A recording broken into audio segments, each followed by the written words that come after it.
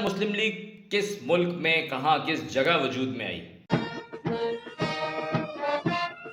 अस्सलाम वालेकुम नाजरीन, मेरा नाम उमर है। आपको फिर से वेलकम करता हूँ एक नई वीडियो के अंदर। आपसे गुजारिश है, अगर चैनल को सब्सक्राइब नहीं किया है तो सब्सक्राइब कर दीजिए। अगर मेरा काम पसंद आए तो वीडियो को लाइक भी ज़रूर कीजिएगा।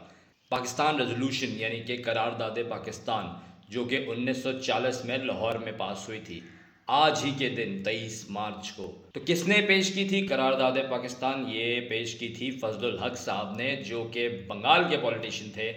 बंगाल से उनका ताल्लुक था और कहे जाते थे शेर बंगाल। पूरा नाम था इनका अबुल कासिम फजलुल हक। अच्छा, कितने लोगों को पता है कि कौन सी पहली असेंबली थी जहां से करारदाद मंजूर कराई गई थी? तो मैं बताता हूं आपको। यहाँ पे सिंध असेंबली थी। 1938 में सबसे पहले सिंध असेंबली ने करारदाद मंजूर की थी। और एक सवाल भी आप लोगों के लिए यहाँ छोड़े जा रहा हूँ, मुस्लिम लीग किस मुल्क में कहाँ किस जगह वजूद में आई? ज़रूर बताइएगा कमेंट करके। और जो सही कमेंट करेगा, जिसका पहला सही कमेंट होगा, उसको मिलेगा एक छोटा सा गिफ्ट। तो आज का दिन पाकिस्तान के लिए हर हवाले से बहुत अहम है, लेकिन पाकिस्तान में इस दिन को ज़्यादातर यूटिलाइज किया जाता है पब्लिक हॉलीडे के लिए। अब ज़रा बात करते हैं जो रशिया के अंदर कॉन्सर्ट में अटैक हुआ है। तकरीबन 60 लोगों का बताया जा रहा है कि अभी तक जो है उस अटैक में अभी तक जाँ बहक हो चुके हैं। तो याद रहे, जो जो ममालिक जंगों के अंदर हैं, जिसके अंदर रशिया और यूक्रेन हो गया, या फ़लस्तीन और इसराइल हो गया, तो ये वो ममालिक हैं जहाँ पर जो भी कमज़ोर हरीफ है, उनको जब भी टाइम मिलेगा, जब भी वक्त मिलेगा, जब भी जगह मिलेगी, तो वो जाकर कोई ना कोई हमला, कोई ना कोई सुसाइड बॉम्बिंग या कुछ मारना, कुछ ना कुछ इस तरीके का ज़रूर करेंगे। क्योंकि जंग से, ज़ोर ज़बरदस्ती से आप कंट्रोल कर सकते हैं, लेकिन आप लोगों के दिलों को नहीं जीत सकते। जिनकी फैमिलीज ने सफ़र किया, चाहे वो रशियन वॉर हो, चाहे वो इसराइल फ़लस्तीन वॉर हो, जिन लोगों की फैमिली सफ़र कर रही हैं, जिनके प्यारे मर गए, उनमें से कोई एक आता बच गया, तो अब उसकी ज़िंदगी का आगे मकसद क्या रह जाता है? मेरा ख्याल में कुछ भी नहीं। तो जो उन लोगों में से बच जाते हैं, वो फिर इस तरीके के जो अटैक्स हैं उनको प्लान करते हैं और फिर अटैम्प्ट करते हैं। तो इन दी एंड होता यही है, किसी भी चीज़ का हल आप सिर्फ टेबल टॉक से निकाल सकते हैं। जंगे किसी भी चीज़ का हल नहीं है। चाहे रशिया यूक्रेन हो, इन दी एंड आपको भी टेबल पे आना पड़ेगा। फ़लस्तीन इसराइल हो, इन दी एंड आपको भी टेबल पर आना पड़ेगा। या हमारा कश्मीर का मसला हो, या दुनिया में कोई भी प्रॉब्लम हो, वो सिर्फ हल होगा बातचीत से। उसके अलावा किसी जंग से, किसी मारकाट से नहीं सॉल्व हो सकता। जो अभी पाकिस्तान एक्सपीरियंस कर रहे हैं वो भी कुछ इसी तरीके की चीज़ें हैं, क्योंकि अफगानिस्तान हालत जंग में रहा है। डिस्पाइट द फैक्ट कि हमने कितना सपोर्ट किया उनको, उसके बाद भी वहाँ से तखरीबकारी, वहाँ से दहशतगर्दी पाकिस्तान के अंदर हो रही है और मुसलसल कराई जा रही है। ये जो अभी 2 हमले हमारे जवानों पर हुए हैं, जिसमें एक हमले के अंदर 7 जवान शहीद हुए, एक में 2 जवान शहीद हुए, तो ये सारे यही तखरीबकारी के वाक़यात हैं जो अफ़गानिस्तान की तरफ से कराए जा रहे हैं, और ये सब जंगों का नतीजा है। तो इसलिए बेहतर है कि जो भी चीज़ है उसको सॉल्व कर लिया जाए, ताकि अमन रहे अपने मुल्क में भी और दूसरों के मुल्क में भी। पीटीआई की अगर बात करें तो खान साहब को रिलीफ मिला कुछ केसेस के अंदर, और खान साहब उन केसेस में बरी भी हुए। और कहा जा रहा है कि 30 मार्च को पीटीआई प्रोटेस्ट करने जा रही है इलेक्शन के खिलाफ। अब जब पीटीआई की बात हो रही है तो मैं बात करता हूँ अली अमीन गंडापुर साहब की। उनका फिर से बयान आ गया कि शहबाज शरीफ तो फॉर्म 47 वाले वजीर आज़म हैं।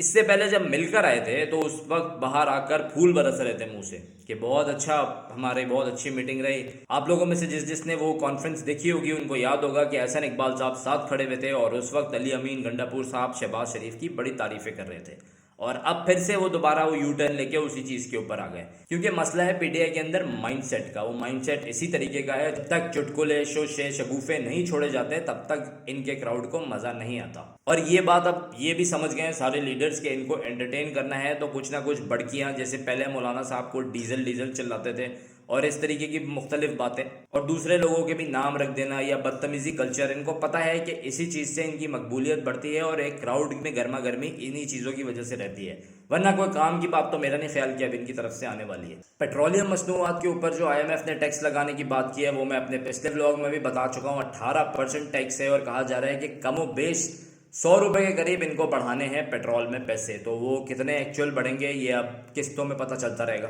शहबाज शरीफ साहब ने रेकोटिक के हवाले से भी बताया कि जो इसकी फिजिबिलिटी स्टडी है वो by the end of year complete हो जाएगी, और बताया जा रहा है कि रेकोटिक जो है वो एक गेम चेंजर साबित हो सकता है गोल्ड और कॉपर के हवाले से पाकिस्तान के लिए।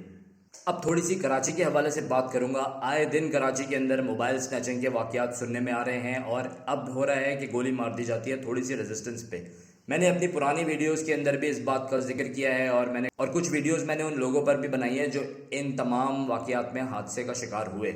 तो मेरी एक छोटी सी गुजारिश है, ये वीडियो भले कोई डाकू देख रहा हो या कोई आला इक़्तिदार वाले शख्स देख रहे हो, तो भाई प्लीज़ कुछ कंट्रोल कीजिए, ख्याल कीजिए। 23-24 साल, 25 साल, 30 साल का जब एक बंदा हो जाता है और उसको एकदम से गोली मार दी जाती है, आपको नहीं पता उसके ऊपर क्या रिस्पॉन्सिबिलिटीज़ हैं अपनी फैमिली को लेकर।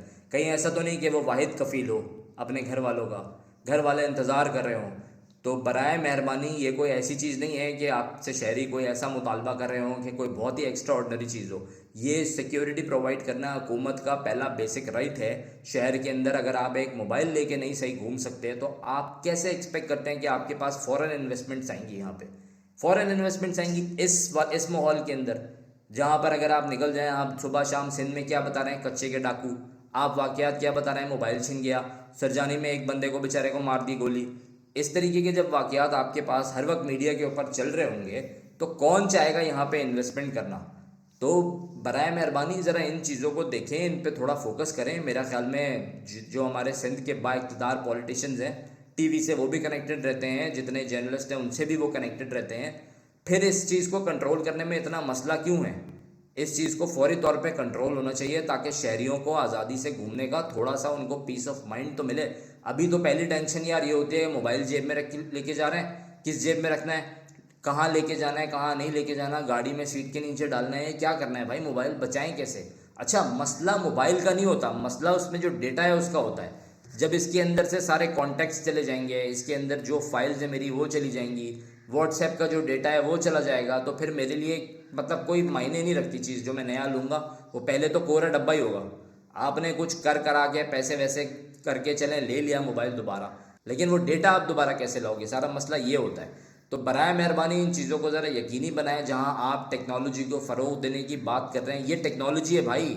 जो लोग फ्रीलांसिंग कर रहे हैं, जो वर्ल्ड वाइड काम कर रहे हैं, उनका सारा काम इस पे है, हर चीज़ उनकी इसमें है। वो पे भी आजकल लोग इसी से कर रहे हैं। आपकी यहाँ लोकल बैंक्स की इन्फॉर्मेशन इसके अंदर है, बिल आपको पे करना हो वो यहीं से पे होता है। तो जब ये चीज़ चली जाती है तो फिर जो हाल होता है बंदे का, वो काटो तो खून ना निकले वाला।